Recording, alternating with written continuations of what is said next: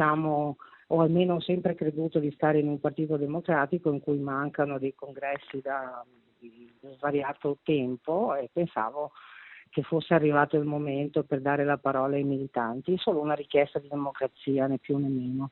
Non si tratta di una questione di persone, ma di metodo. La nomina da parte del direttorio veneto della Lega di 7 commissari provinciali lascia perplessa Luisa Serato, dal 2015 presidente del Consiglio di amministrazione di Concessioni Autostradali Venete, il CAV, che in questo caso parla da esponente politico della Lega, di cui si definisce orgogliosamente militante da 30 anni.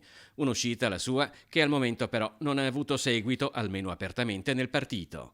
Credo di poter legittimamente pensare che questo sia un pensiero assolutamente mio o comunque insomma da quello che sembra isolato, nel senso che non ho avuto nessun tipo di riscontro né nel bene né nel male. Luisa Serato legge le nomine dei commissari veneti tracciando un parallelo con l'attualità politica nazionale. Al mio partito, che invoca con forza la sublime prova democratica delle elezioni, afferma che cosa vieta di essere conseguente convocando da subito regolari congressi per dar finalmente voce anche ai propri militanti.